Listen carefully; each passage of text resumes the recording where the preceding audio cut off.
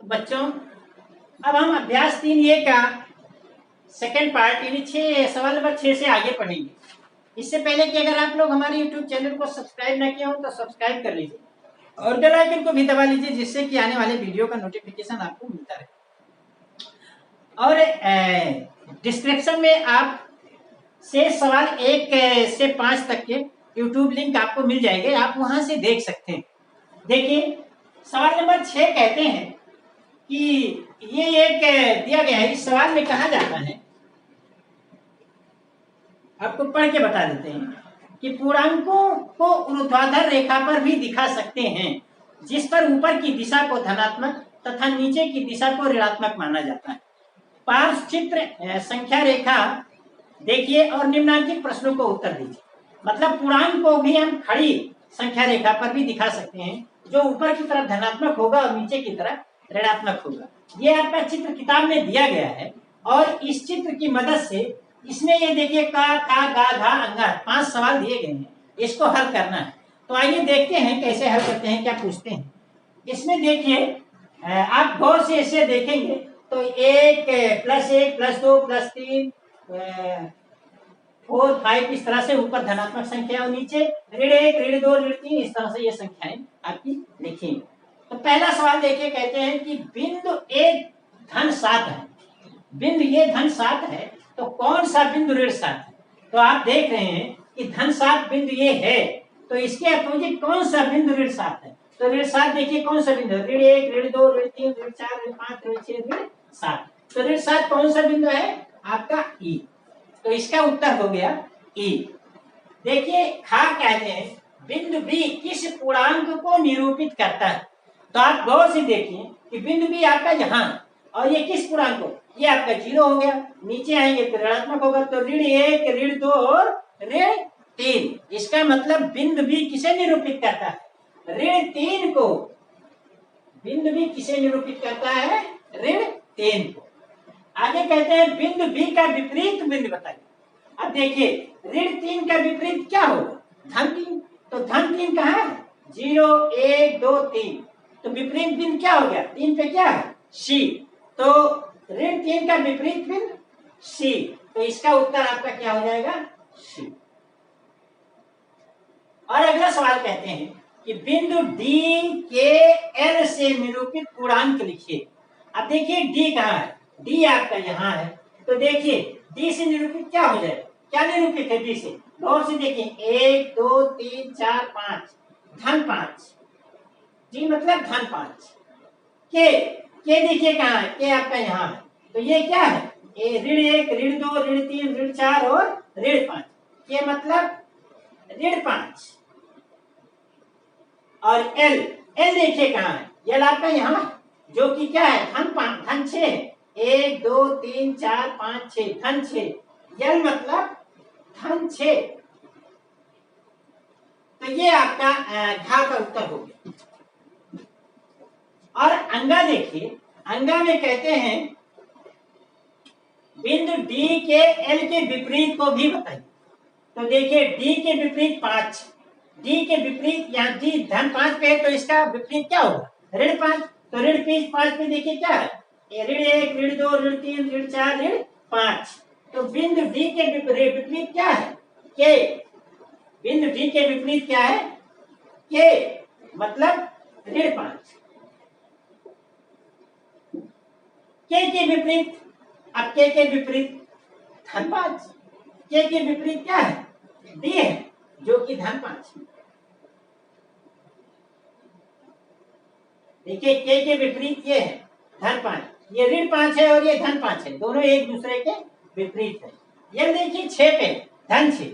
तो ये धन 6, धन 6 का क्या होगा उल्टा, ऋण 6। तो ऋण 6 कहाँ पहुंचा, यम पर। देखिए ऋण 1 ऋण 2 ऋण 3 ऋण 4 ऋण 5 ऋण 6। तो इसका उत्तर आपका हो जाएगा M, ऋण 6।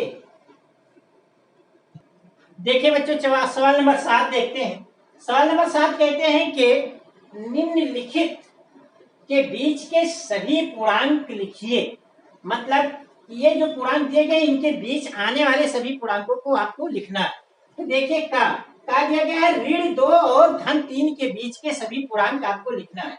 तो देखिए ऋण 2 और धन 3 के बीच कौन कौन से पूर्णांक है? ऋण 2 के पहले आपका ऋण 1, 0, 1 और 2, ये ऋण 2 और धन 3 के बीच के सभी पूर्णांक हो जाएंगे। इसके बाद धन 3 आएगा और इसके पहले ऋण 2 आएगा, लेकिन उनके बीच की आपको लिखना है। आगे देखिए 0 से और 6 के बीच, अब 0 से 6 के बीच में कौन कौन संख्या होगी? 1, 2, 3, 4 और 5, इसके बाद तो 6 आ जाएगी, लेकिन हमें उसके बीच की लिखना है।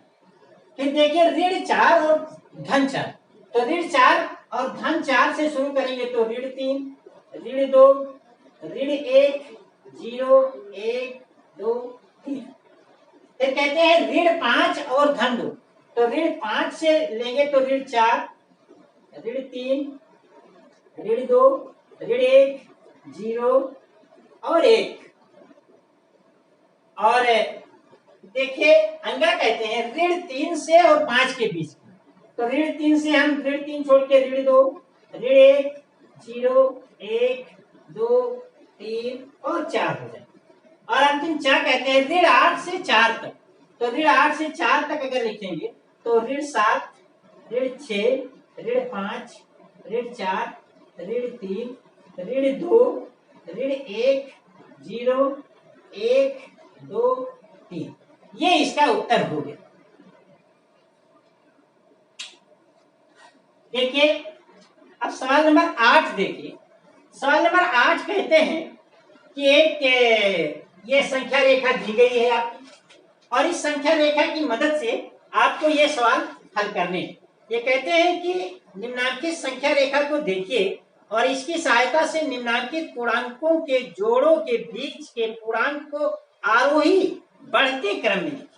मतलब कि ये जो संख्याएं दी गई है 2 और 5, इन दोनों के बीच की संख्याओं को हम बढ़ते हुए क्रम में इस संख्या रेखा की मदद से लिखेंगे।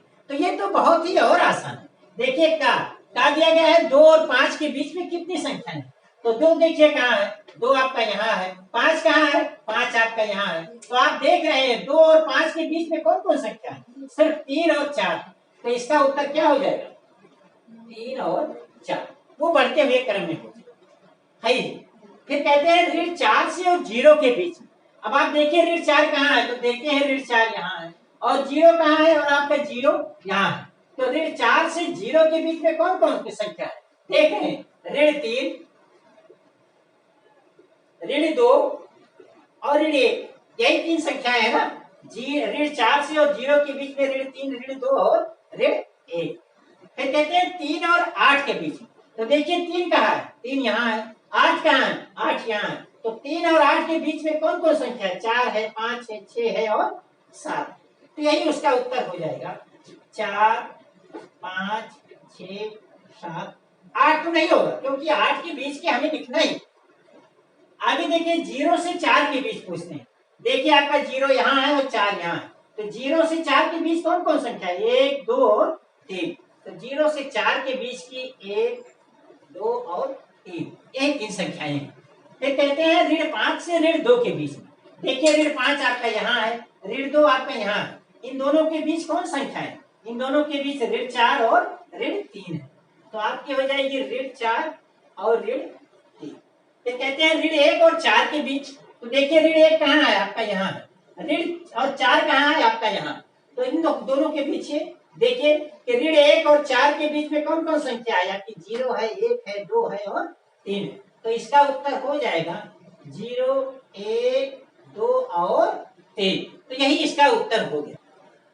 देखिए ये सवाल नंबर 9 में कहते हैं कि निम्नलिखित के मान बताइए। ये निशान जो बना है ये निरपेक्ष मान का, निरपेक्ष मान नाम से ही है, इसके स्पष्ट है निरपेक्ष, यानी किसी के पक्ष में ना हो। मतलब जैसे ऋण 2 धन 2, तो वो ऋणात्मक पक्ष में हो गया, धनात्मक पक्ष है। निरपेक्ष मतलब किसी के पक्ष में जो ना हो। यहाँ मतलब कि हम सिर्फ अंकों की दूरी बताते हैं, दिशा नहीं बताते। तो देखिए ऋण 13 का निरपेक्ष मान आपका कितना हो जाएगा, 13। यहाँ ध्यान दीजिए एक बात और कि ऋण 13 का निरपेक्ष मान 13, तो धन 13 का भी मान निरपेक्ष मान 13 ही होगा। जैसे मान लीजिए कि आप किसी जगह खड़े हैं, तो 2 किलोमीटर आपके कोई पूरब है और 2 किलोमीटर कोई आपके पश्चिम है, तो दूरी तो आपसे दूरी समान ही है ना, दूरी तो आपसे बराबर ही ना भाई, 2 ही किलोमीटर वो इधर है, 2 ही किलोमीटर ये इधर है। हाथ उठा के बताना नहीं है कि ये इधर है ये इधर है, बस दूरी बता देना है कि 2 किलोमीटर है, 2 किलोमीटर दूरी पर है। उदाहरण के तौर पर अगर कोई आपसे जा रहा है और सिर्फ पूछता है कि भैया हमको आगे फला स्थान पे जाना है, कितनी दूरी है, तो आप बता देंगे 5 किलोमीटर, बस ये तो हो गई। लेकिन अगर वो ये पूछता है कि हम किस दिशा में जाएंगे, तो आपको हाथ उठा के बताना पड़ेगा कि आप इस दिशा में 5 किलोमीटर जाएंगे तब वो फला स्थान पड़ेगा। तो वह निरपेक्ष मान मतलब कि आपने दूरी बता दिया। तो 13 ऋण 13 का निरपेक्ष मान 13, तो धन 13 का निरपेक्ष मान भी 13 ही होगा। ठीक इसी प्रकार से 12 का निरपेक्ष मान आपका 12 होगा, 37 का निरपेक्ष मान आपका 37 होगा, 0 का निरपेक्ष मान 0 जहां है वही रहेगा, ऋण 47 का निरपेक्ष मान आपका 47 होगा, और 101 का निरपेक्ष मान आपका 101 होगा। मतलब कि इसमें आपको दिशा नहीं बताना है, सिर्फ क्वांटिटी बनाना है, दूरी बता देना।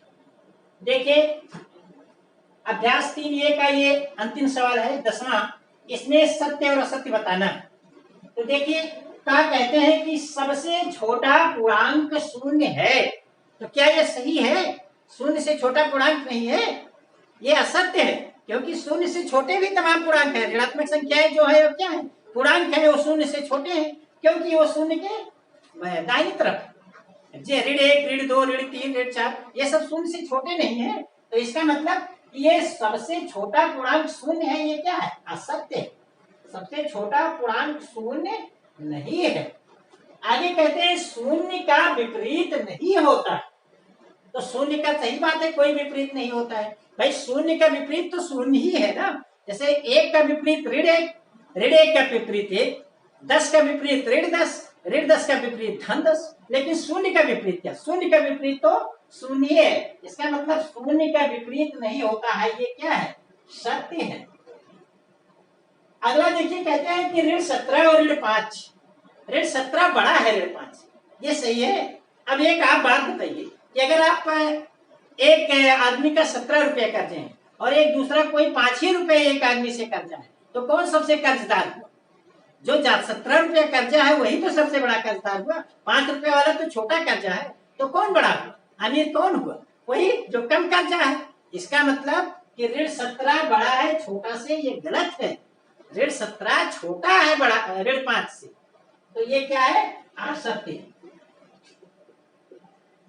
मतलब कि ऋणात्मक संख्याओं में जिसका संख्यात्मक मान जितना बड़ा होता जाता है वो संख्या उतनी छोटी हो जाती है। ऋण 17 ऋण 16 से बड़ा है, छोटा है, छोटा है, ऋण 17 से बड़ा ऋण 16 है, ऋण 16 से बड़ा ऋण 15 है, ऋण 1 से बड़ा 0 है।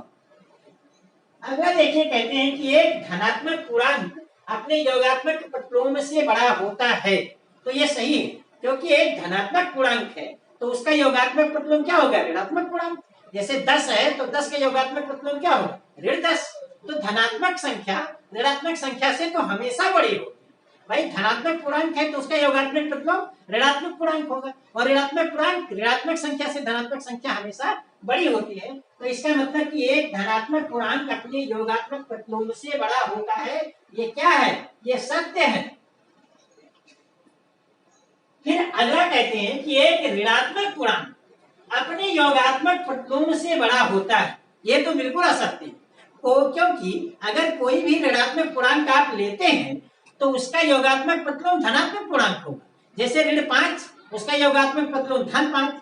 अब बताइए धन 5 से ऋण 5 बड़ा हो जाएगा, तो ये तो बिल्कुल असत्य है, क्योंकि धनात्मक संख्या हमेशा ऋणात्मक संख्या से बड़ी होती है। तो ये दूसरा वाला है, अंगा वाला, एक ऋणात्मक पूर्णांक अपने योगात्मक प्रतिलोम से बड़ा होता है, ये असत्य। अगला सवाल देखिए कहते हैं कि शून्य एक पूर्णांक नहीं है। अरे क्यों नहीं है भैया, अभी आपने देखा संख्या रेखा बताते हैं तो बीच में 0 का लगाते हैं, एक तरफ धनात्मक संख्या एक तरफ ऋणात्मक संख्या, ऊपर नीचे अगर बताते हैं तो धनात्मक ऊपर ऋणात्मक नीचे, तो पूर्णांक तो वो है ही है, क्या नहीं पूर्णांक। तो इसका मतलब कि शून्य एक पूर्णांक नहीं है, ये असत्य है। शून्य एक पूर्णांक है, ये क्या है, असत्य। अगला देखिए 6, कहते हैं कि शून्य का योगात्मक प्रतिलोम शून्य होता है। सही बात है भाई, योगात्मक प्रतिलोम क्या होता है, कि अगर दो प्रांतों को हम जोड़े और दोनों का योग शून्य हो जाए तो योगात्मक प्रतिलोम वो एक दूसरे के योगात्मक प्रतिलोम होते हैं। जैसे 5 के योगात्मक प्रतिलोम ऋण 5 है, क्योंकि 5 और ऋण 5 जोड़ेंगे तो हमें 0 मिलेगा।